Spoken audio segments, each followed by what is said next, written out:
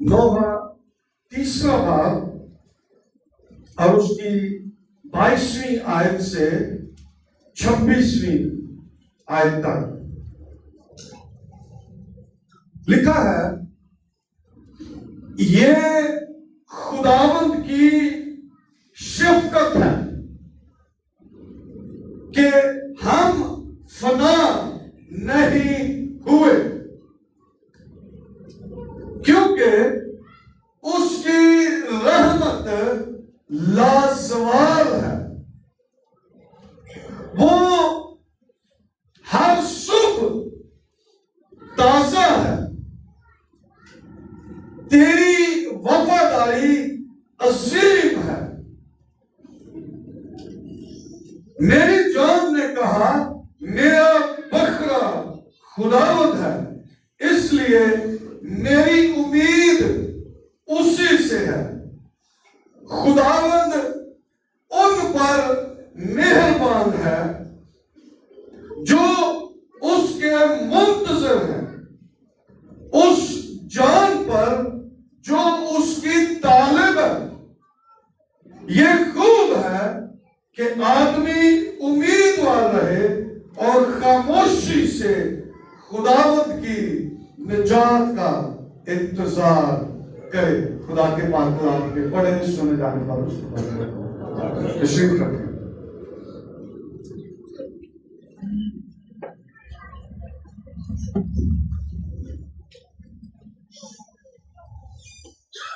हम पिछले चंद इतवारों से हम तालीम हासिल कर रहे हैं कि बेजार नहीं होना। मुबारक है वो शख्स जो आजमाइश की बर्दाश्त करता है। और फिर पौलुस रसूल कहता है कुरिन्थस की कलीसिया को लिखा हुआ खत के दौड़ने वाले तो सभी हैं, मगर इनाम एक ही ले जाता है, और तुम भी ऐसे ही दौड़ो ताकि जीतो। और फिर पिछले बार हमने ज़बूर 94 और उसकी 12वीं आयत से हमने पढ़ा था, मुबारक है वो आदमी जिसको खुदावंद तंबीह करता है और अपनी शरीयत की तालीम देता है। मैं स्वागत में था और मैं ये दुआ कर रहा था, मैं क्या खुदावंद, क्या आज मैं कोई नया टॉपिक शुरू कर दूं या मैं उसी को जारी रखूं। ये बात खुदा ने मेरे दिल में डाली। नोहा की बात बड़ी शिद्दत से मेरे दिल में आ रही थी, और रात को मैं जब आया वहां से कुछ 12:30 बजे स्वाद से वापस आया, मैंने दुआ की और मैंने इसको थोड़ा देखा। पहले भी मैं इस पर थोड़ी स्टडी कर चुका था, तो मैंने इस बात को देखा कि इस इतवार को भी मैं उसी बात को जारी रखूंगा। और ये बहुत जरूरी बात है कि ईमानदार होते हुए हम तालीम हासिल करें ताकि हम ईमान में मजबूत हो सके। आमीन। ये बहुत जरूरी है, क्योंकि आंधियां चलती रहेंगी, तूफान चलते रहेंगे, हालात खराब होते रहेंगे, लेकिन ईमानदार शख्स जो है वो उन सारे हालात के अंदर कायम रहता है। आमीन। और उसको कायम रहना है, यही ईमानदार की खूबी है। हमारा खुदा वफादार खुदा है, और बाइबल ये कहती है कि उसकी वफादारी पुश्त दर पुश्त रहती है। वो कभी भी अपने लोगों को छोड़ता नहीं है, बल्कि वो जरूरत के मुताबिक हमारी छांट-कांट करता है। पिछले द्वार भी हमने मुकाशवा की किताब के अंदर देखा कि यीशु मसीह ने कहा कि मैं जिन को अजीज रखता हूं ان کی کیا کرتا ہوں؟ ان کو تنبیہ کرتا ہوں، اور تنبیہ اس لیے کرتا ہوں کہ وہ سرگرم ہوں اور توبہ کریں۔ یہ تنبیہ کے پیچھے جو مقصد ہے اس کا وہ یہ ہے کہ وہ ہماری چھانٹ کاٹ کرے، ہمیں سرگرم رکھنے کے لیے، سرگرم رکھنے کے لیے وہ ہماری چھانٹ کاٹ کرتا ہے۔ میں صبح جب دیکھ رہا تھا شہزاد جو ہے وہ بڑی باتیں کرتا ہے، یہ کرتا ہے، وہ کام کرتا ہے، ہم خوش ہوتے ہیں کہ یہ کر رہا ہے، وہ کر رہا ہے، لیکن وہ سارے کام اچھے نہیں کر رہا ہوتا، تنگ بھی کر رہا ہوتا ہے اور بڑے کام خراب بھی کر رہا ہوتا ہے۔ تو جہاں پر وہ اچھے کام کر رہا ہے، ہمارے لیے وہ خوشی کا باعث بنتا ہے، وہاں پر وہ کچھ غلطیاں بھی کر رہا ہوتا ہے۔ تو ان غلطیوں کو سدھارنے کے لیے، ان کو سکھانے کے لیے پھر ہم اس کی کیا کرتے ہیں؟ تربیت کرتے ہیں کہ آئندہ یہ کام نہ کرے۔ اسی طرح ہمارا خدا ہم سے بہت پیار کرتا ہے، اور جب ہم اس کی پرستش کرتے ہیں وہ خوش ہوتا ہے اور وہ ہمیں برکت دیتا ہے، ہماری زندگیوں کے اندر اپنا جلال ظاہر کرتا ہے۔ لیکن ہم اس کے بیٹے اور بیٹیاں ہوتے ہوئے ہم کہیں کہیں پر غلطیاں بھی کر جاتے ہیں، اور کئی دفعہ نہ چاہتے ہوئے ہم سے غلطیاں ہو جاتی ہیں، اور پھر خدا ان غلطیوں کو ٹھیک کرنے کے لیے پھر وہ ہماری تربیت کرتا ہے، وہ ہمیں سکھاتا ہے، وہ ہمیں سمجھاتا ہے، اور اس لیے وہ ہمیں سکھاتا اور سمجھاتا ہے تاکہ ہم ٹھیک راہ پر رہیں، اور جو کچھ خدا ہم سے چاہتا ہے ہم وہ سب کچھ کرتے ہیں۔ پولس رسول تیموتھیوس کو خط لکھتے ہوئے یہ کہتا ہے کہ ہم اگر بے وفا ہو بھی جائیں تو خدا وفاداری رہتا ہے۔ آمین۔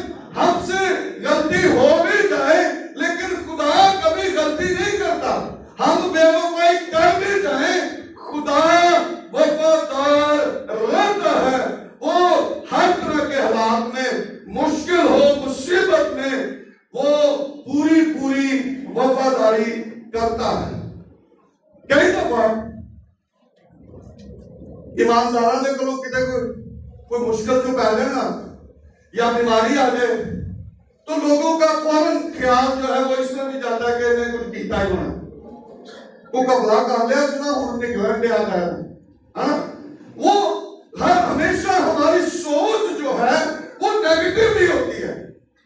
ہم بیماری میں سے گزر رہے ہوتے ہیں تو لوگ کی کہہ رہے ہیں پتہ نہیں انہیں کچھ کام دیا، اس وجہ سے اس پر یہ بیماری آئی ہے، لیکن ہم خدا کے کاموں کو سمجھتے نہیں۔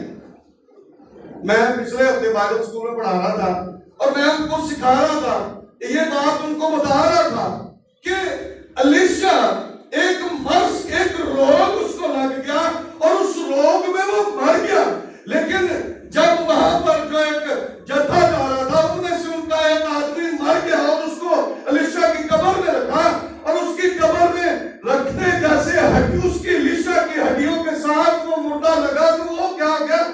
زندہ ہو گیا۔ اگر الیشا کو یہ سمجھا جائے کہ اس نے کوئی گناہ کیا ہے تو پھر اگر گناہ ہے تو اس کی ہڈیوں کے سبب سے مردہ کیسے زندہ ہو سکتا ہے؟ یہ ضروری نہیں ہے کہ ہم فوراً عدالت لگا کر بیٹھ جائیں اور ہم کسی کے منصف بن جائیں۔ خدا بہترین منصف ہے اور وہ عدالت کرنے والا ہے، لیکن ہم اگر کسی کو اس حالت میں دیکھتے ہیں تو ہمارا کام ہے کہ ہم کیا کریں؟ دعا کریں، ہم دعا کریں، ہم اس کے لیے شفاعت کریں کہ خداوند اگر یہ مشکل میں ہے، مصیبت میں ہے، بیماری میں ہے تو تو کیا کر، اس کو رہائی بخش دے، اس کو شفا دے دے، اس کو اس مشکل میں سے نکال دے۔ یرمیہ نے اس کتاب نوحہ کو لکھا.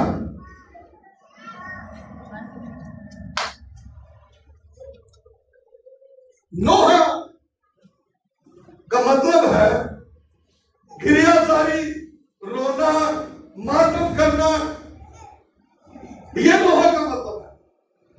اور یرمیہ جو ہے وہ نوحہ کرتا ہے. اور اگر آپ تیسرے باب کی پہلی آیت سے اس کو پڑھیں تو آپ کو اندازہ ہوگا کہ یرمیہ جو ہے وہ کس کرب میں سے، کس مشکل میں سے، کس مصیبت میں سے وہ گزر رہا تھا. اور لکھا ہے میں ہی وہ شخص ہوں. نوحہ تیسرے باب کی پہلی آیت کو میں پڑھ رہا ہوں. لکھا میں ہی وہ شخص ہوں جس نے اس کے غضب کے اثر سے دکھ پایا. یرمیہ کیا کہا؟ میں ہی وہ شخص ہوں جس نے کیا کیا؟ اس کے غضب کے اثر سے دکھ پایا. میں وہ شخص ہوں جس نے دکھ پایا. اور اب اس کے دکھوں کی ایک فہرست ہے، سنے ذرا. لکھا وہ میرا راہبر ہوا اور مجھے روشنی میں نہیں بلکہ تاریکی میں چلایا. کیا میرا راہبر ہوا لیکن روشنی کے بجائے اس نے مجھے اندھیرے میں چلایا. وہ مجھے اندھیرے میں چلاتا رہا. یقیناً اس کا ہاتھ دن بھر میری مخالفت کرتا رہا. اس نے میرا گوشت اور چمڑا خشک کر دیا اور میری ہڈیاں توڑ ڈالی.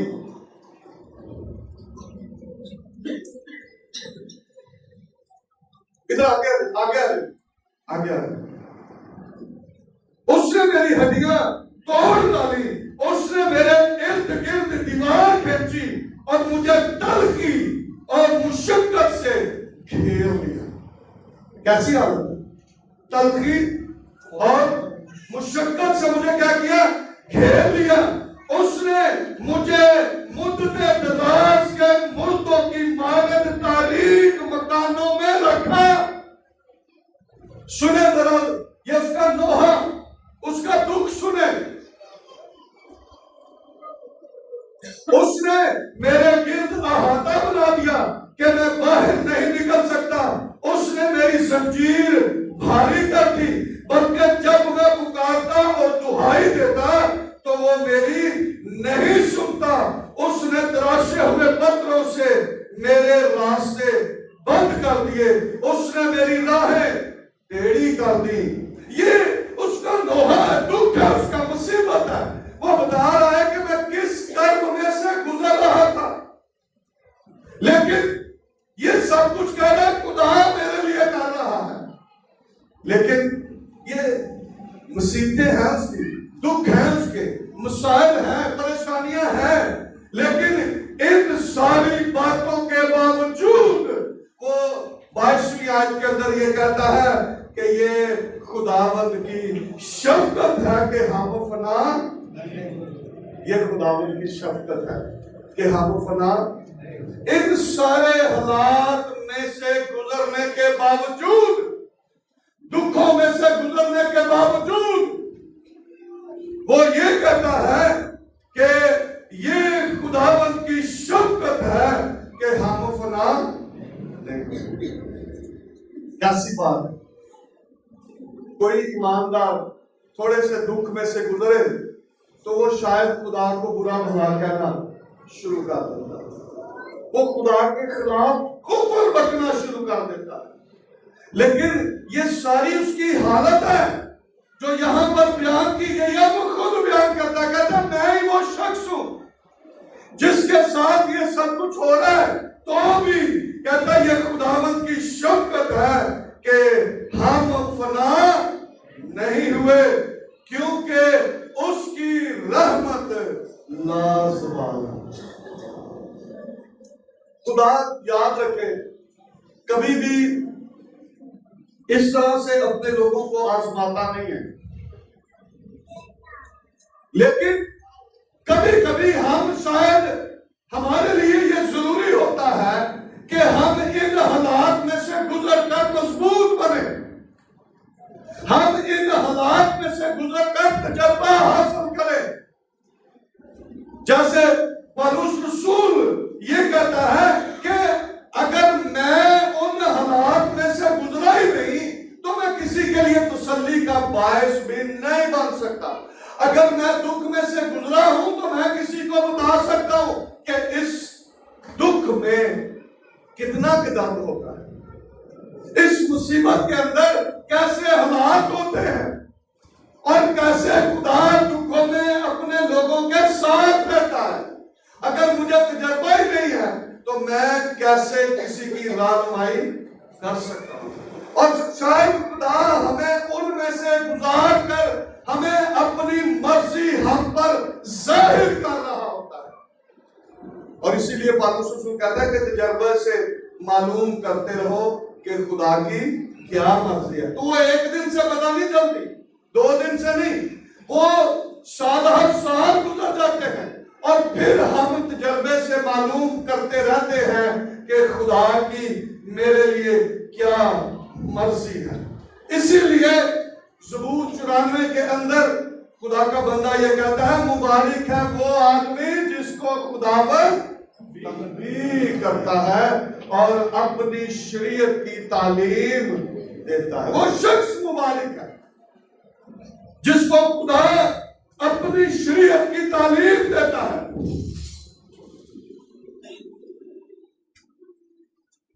اور استشنا 7ویں باب کے اندر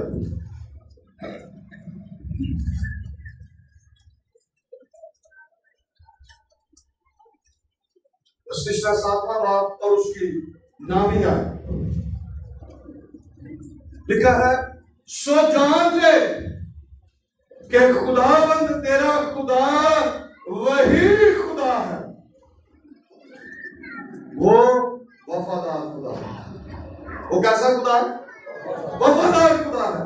سو لکھا ہے, سو جان لے کہ خداوند تیرا خدا وہی خدا ہے, وہ وفادار خدا ہے, اور جو اس سے محبت رکھتے اور اس کے حکموں کو مانتے ہیں ان کے 7,000 پشت تک وہ اپنے عہد کو قائم رکھتا اور ان پر رحم کرتا ہے.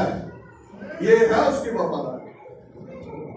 جو اس کے حکموں پر عمل کرتے ہیں خدا ان کے ساتھ کیا کرتا ہے, 1000 پشت تک وفاداری کرتا ہے اور ان پر رحم کرتا ہے جو اس کے حکموں پر عمل کرتے ہیں. اس لیے وہ کہتا ہے کہ تو یاد رکھ کہ خداوند تیرا خدا وہی ہے, اور وہ کیا کون سا خدا ہے؟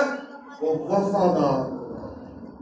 یہ ہمیں یاد رکھنا ہے کہ ہمارا خدا جو ہے وہ وفادار خدا ہے, اور جو کچھ وہ کہتا ہے وہ ویسے کرتا بھی ہے. جو وعدہ وہ کرتا ہے وہ اس وعدے کو اپنے لوگوں کی زندگیوں کے اندر پورا کرتا ہے. جو کچھ اس نے موسیٰ سے وعدہ کیا اس نے وہ وعدہ پورا بھی کیا. جو کچھ اس نے کلام کیا اس کلام کے پیچھے وہ کھڑا رہا اور اس نے اس کلام کو پورا کیا. پہلا صموئیل 8واں باب اور اس کی 56 آیت, ایک آیت ہم دیکھیں گے ذرا. پہلا صموئیل 8واں باب اور اس کی 56 آیت لکھا ہے, خداوند جس نے اپنے سب وعدوں کے موافق اپنی قوم اسرائیل کو آرام بخشا, مبارک ہو, کیونکہ جو سارا اچھا وعدہ اس نے اپنے بندہ موسیٰ کی معرفت کیا اس میں سے ایک بات بھی خالی نہ گئی. جو کچھ اس نے موسیٰ سے وعدہ کیا لکھا ہے اس میں سے ایک بات بھی خالی نہیں. اس لیے اگر وہ وفادار ہے اور وہ وفادار رہتا ہے, جو کلام وہ کرتا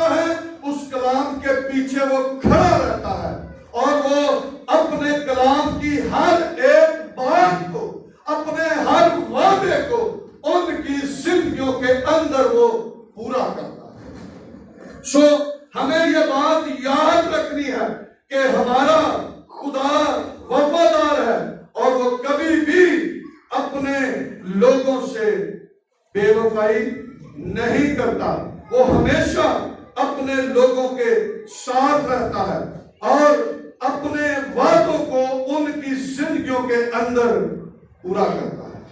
زبور 36 اور اس کی 5ویں آیت کے اندر یہ لکھا ہے، اے خداوند آسمان تیری شفقت ہے اور تیری وفاداری افلاک تک بلند ہے۔ یہ اس کی وفاداری ہے، اور اسی لیے نوح کا مصنف یہ کہتا ہے کہ یہ خداوند کی شفقت ہے کہ ہم فنا نہیں، یہ اس کی شفقت ہے، یہ اس کی مہربانی ہے، یہ اس کا فضل ہے کہ ہم فنا نہیں ہوئے۔ اس نے ہمیں زندہ رکھا ہے، بے شک حالات آئے، ٹیڑھی میڑھی راہیں آئی۔ میں کل ایک چھوٹی سی ویڈیو تھی، کلپ تھا، وہ میں دیکھ رہا تھا، تو اس میں لکھا تھا دس از لائف۔ ایک بندہ سیڑھی پر چڑھتا ہے، 2 سیڑھیاں چڑھتا ہے، وہ گر جاتا ہے، پھر وہ چڑھتا ہے، پھر تیسری پر جاتا ہے، پھر گر جاتا ہے، پھر وہ چڑھتا ہے، جیسے وہ اوپر پہنچتا ہے پھر گر جاتا ہے اور وہ پھر چڑھتا ہے۔ یاد رکھیں ہماری زندگی کے اندر ایسے حالات رہیں گے اور ایسے حالات آتے رہیں گے، لیکن ہمیں ہمت نہیں آتی۔ خدا ہمارے ساتھ ہی ہے، اس نے ہمیں چھوڑا نہیں ہے، لیکن وہ چاہتا ہے کہ ان سارے حالات میں سے گزر کر ہم ایمان کی مضبوطی کو حاصل کریں۔ اور پھر خاص بات ہے، پطرس کے خط کے اندر لکھا ہے کہ خداوند کے ظہور کے وقت ہمارا وہ ایمان تعریف کے لائق ٹھہرے گا۔ جب یسوع مسیح آئے گا تو اگر ہم ایمان میں مضبوط ہیں تو وہ کہے گا، اے خداوند اے بالکل جو سیڑھی دے اتے سی نا تو ڈگ پیا سی، لیکن پھر نس کے پھر اتے چڑھ گیا سی۔ ہاں، یہ ہمارا ایمان جو ہے، پطرس اپنے خط کے اندر لکھتا ہے کہ یہ یسوع مسیح کے ظہور کے وقت ہمارا ایمان تعریف کے لائق ٹھہرے گا۔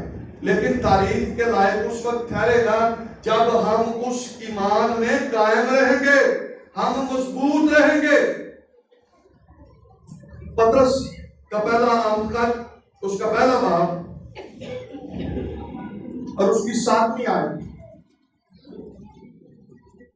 پہلا پطرس پہلا باب اور اس کی 7ویں آیت لکھا ہے، اور یہ اس لیے ہے کہ تمہارا آزمایا ہوا ایمان جو آگ سے آزمائے ہوئے فانی سونے سے بھی بہت ہی بیش قیمت ہے، یسوع مسیح کے ظہور کے وقت تعریف اور جلال اور عزت کا باعث ٹھہرے۔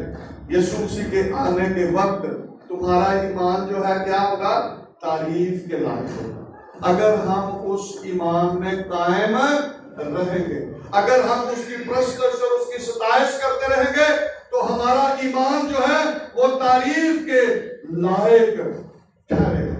اس لیے ہمیں قائم رہنا ہے، اور یہ ہماری مضبوطی کے لیے ہے، یہ ہمیں کمزور کرنے کے لیے نہیں ہے، ہمیں مضبوط کرنے کے لیے ہے، تاکہ ہم مضبوط بن کر آگے بڑھتے جائیں اور یسوع مسیح کے نام کو عزت اور جلال دیتے جائیں۔ یہ جو میں نے نوح کی بات آپ کے سامنے رکھی ہے، 23ویں آیت بڑی خاص آیت ہے، اور یہ آیت میں کہتا ہوں کہ یہ آیت آپ کو یاد ہونی چاہیے۔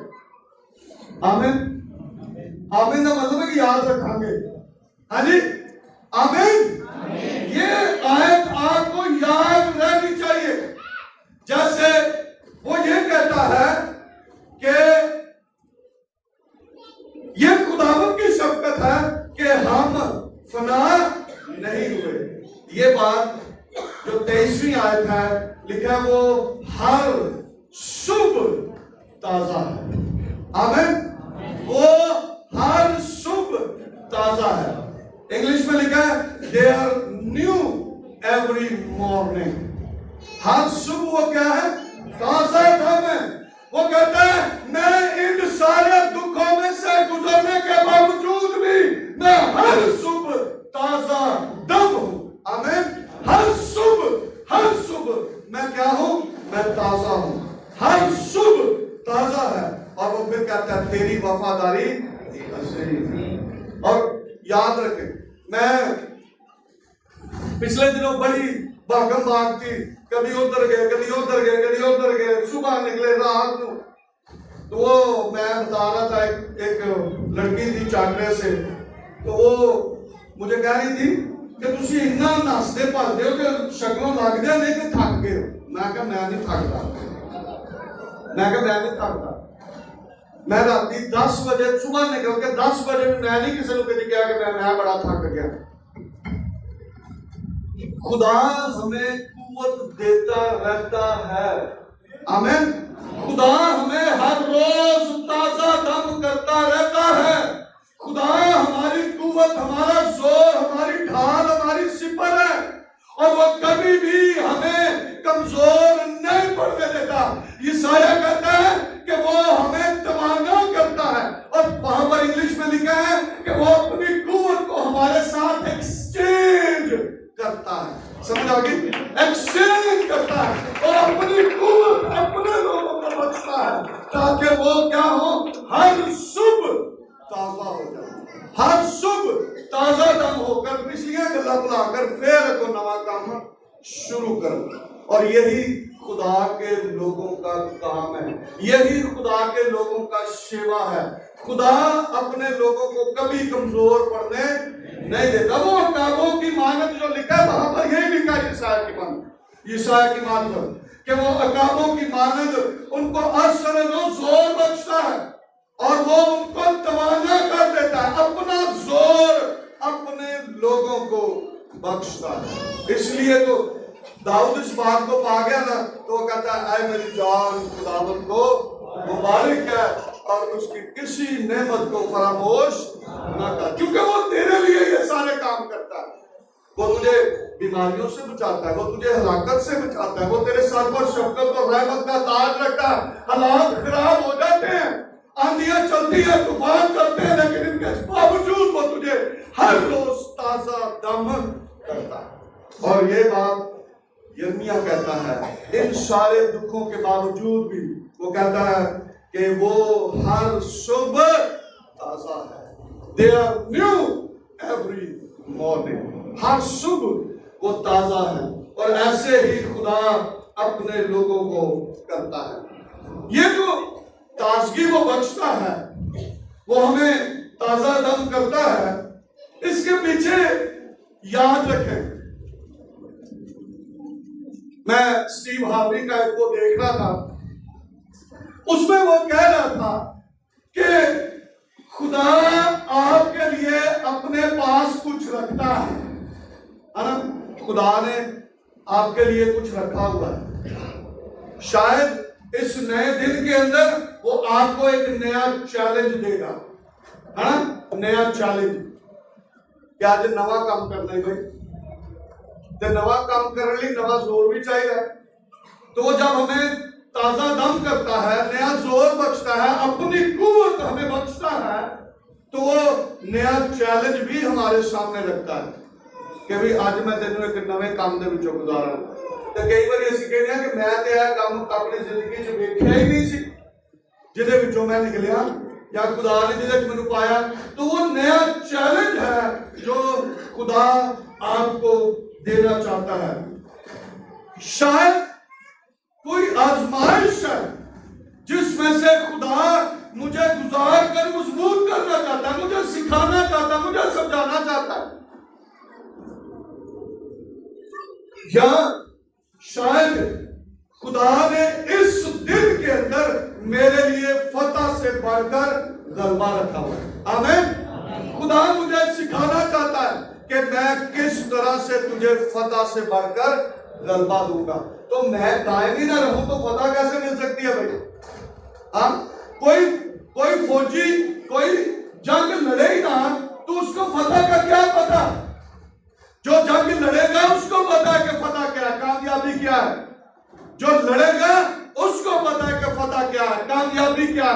لڑائی نہیں، اس کو کیا پتا؟ تو اگر ہم نئے دن میں داخل ہوتے ہیں تو اس کا مطلب ہے کہ شاید خدا ہمیں اس دن کے اندر کسی ایسی بات پر ہمیں فتح بخشنا چاہتا ہے جو شاید ہم نہیں سمجھتے، یا ہمیں کمزور کر دیتی ہے، یا ہمیں ناتواں کر دیتی ہے، اور خدا اس دن کے اندر ہمیں فتح سے بڑھ کر غلبہ بخشنا چاہتا ہے۔ سو اس لیے ہمیں کیا کرنا ہے؟ مضبوط رہنا ہے، قائم رہنا ہے، تاکہ خدا ہمارے وسیلہ سے اپنا جلال ظاہر کرتا رہے اور ہم اس کے نام کو جلال دینے کا سبب بنتے رہیں۔ 24ویں آیت کو پڑھوں گا، نوح تیسرے باب کی 24ویں آیت کو لکھا ہے، میری جان نے کہا، میری جان نے کہا، جیسے داؤد کہتا نا اے میری جان خداوند کو مبارک ہے، تو اب یہ کہہ رہا ہے میری جان نے کہا میرا بکرا خداوند ہے۔ آمین۔ اس نے کہا میرا حصہ خداوند ہے۔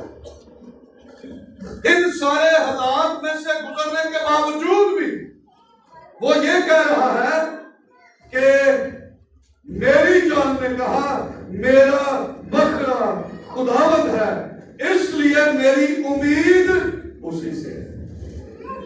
کبھی بھی یاد رکھیں ہم نے نا امید نہیں ہونا۔ میں نے یہ اس لیے یہ پیچھے سے آپ کو پڑھ کر سنایا کہ کس طرح کے حالات میں سے وہ گزرا، لیکن وہ نا امید نہیں ہوا۔ اس نے کہا کہ یہ خداوند کی شفقت ہے کہ ہم فنا نہیں ہوئے، اور پھر یہ کہہ رہا ہے میری جان نے کہا میرا بکرا خداوند ہے، اس لیے میری امید اسی سے ہے۔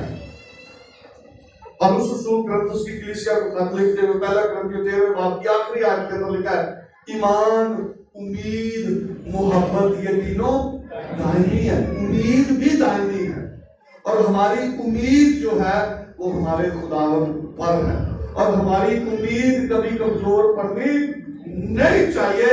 ہمیں نا امید نہیں ہونا، بلکہ ہماری امید جو ہے وہ خداوند پر ہونی چاہیے، اور اس امید میں ہم ایمان میں مضبوط ہوتے رہیں گے اور یسوع مسیح کے نام کو جلال دیتے رہیں گے۔ زبور 130 وہ پڑھوں گا، اس سے پہلے زبور 33واں زبور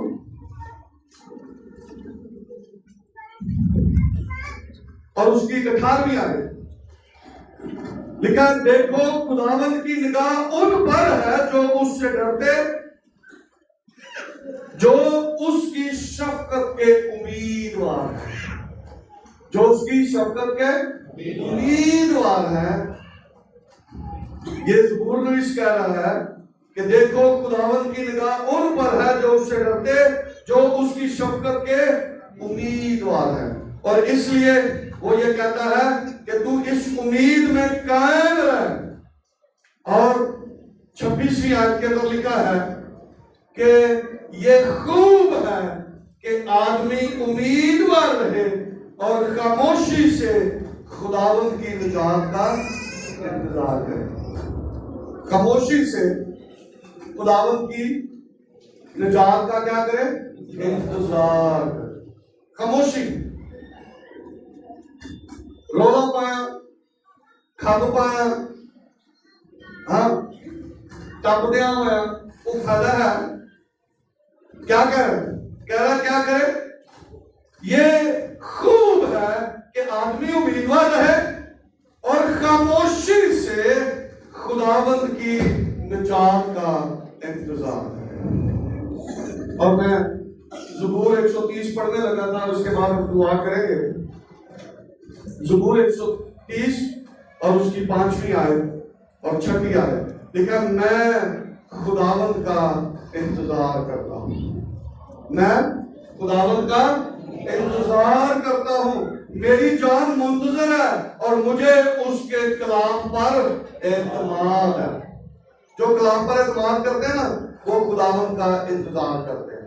لکھا ہے کہ لوکا دوسرے باب کی 25ویں آیت کے اندر کہ شمعون جو یروشلم کا تھا اور وہ اس کو انتظار تھا. کس کا انتظار تھا؟ ہاں جی، اس کو انتظار تھا اسرائیل کی سلامتی کا. وہ انتظار کر رہا تھا، اور جب اس نے انتظار کر لیا تو اس نے کہا، جب یسوع مسیح کو اس نے اپنی گود میں لیا تو اس نے کہا کہ اب میں نے تیری نجات کو دیکھ لیا ہے، اپنے بندہ کو سلامتی سے. تو انتظار کرنا ہے. اور یہاں پر زبور 130 کے اندر لکھا، میں خداوند کا انتظار کرتا، میری جان منتظر ہے، مجھے اس کے کلام پر اعتماد ہے. صبح کا انتظار کرنے والوں سے زیادہ، ہاں صبح کا انتظار کرنے والوں سے کہیں زیادہ میری جان خداوند کی منتظر ہے. رات پہندی ہے نا تو لوگ انتظار کرتے ہیں دن چڑھے گا. تو کئی بار اسی انج دی حالت کر لینے کہ دن چڑھنا ہی نہیں. لیکن ہمیں امید ہے اور ہم منتظر ہیں کہ دن بھی چڑھے گا. اور یہ زبور نویس یہ کہہ رہا ہے کہ صبح کا انتظار کرنے والوں سے زیادہ، ہاں صبح کا انتظار کرنے والوں سے کہیں زیادہ میری جان خداوند کی منتظر ہے. اور نوح کی بات یاد رکھیں کہ ہمیں خداوند کا کیا کرنا ہے؟ انتظار، خاموشی سے اس کی نجات کا انتظار. یقیناً خدا ہمارے ساتھ ہے، وہ ہمارے اندر رہ کر اپنی قدرت کو ظاہر کرتا ہے. اور کبھی کبھی یہ سارے حالات ایماندار کے لیے ہیں.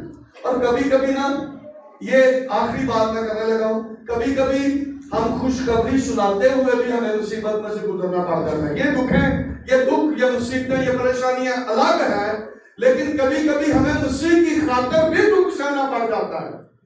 خوشخبری کسی کو سناتے ہوئے بھی ہمیں دکھ میں سے گزرنا پڑ جاتا ہے. لیکن پالوس رسول نے بڑی زبردست اعمال کے اندر ایک بات کہی. اس نے کہا کہ ہمیں مصیبتیں سہ کر، ہمارے 14 باب کی 22ویں آیت کو اگر لکھنا چاہیں لکھ لیں. ہمارے 14 باب کی 22ویں آیت کے اندر پالوس رسول یہ کہتے ہیں کہ ہمیں مصیبتیں سہ کر خدا کی بادشاہی میں داخل ہونا ہے. آمین. یہ سارے حالات ایسے ہی رہیں گے، لیکن ہماری نظر ہمارے خداوند پر رہنی چاہیے اور ہمیں خاموشی سے اس کی نجات کا انتظار کرنا ہے. یقیناً وہ ہمارے ساتھ ہے، وہ وفادار ہے، اس نے ہمیں چھوڑا نہیں ہے، اور نہ اس کو کبھی اپنے لوگوں سے دستبردار ہوتا ہے. وہ اپنے لوگوں کے ساتھ رہ کر ہر طرح کی مصیبتوں، پریشانیوں سے، مسائل سے ان کو نکالتا ہے اور ان کی زندگیوں کے اندر اپنا جلال ظاہر کرتا ہے. اور وہ گواہیاں دیتے رہتے ہیں کہ ہمارا خدا زندہ ہے، اس نے ہمارے لیے بڑے بڑے کام کیے. آمین. آئے اس کے لیے زوردار تعلیم جائے اور ہم دعا کریں اور اس بات کا اقرار کریں نوح کی طرح کہ میرا خدا، اس نے مجھ پر شفقت کی ہے، اس لیے میں فنا نہیں ہوا. آئے اپنے سروں کو جھکائیں، اپنی آنکھوں کو بند کریں اور ہم دعا کریں.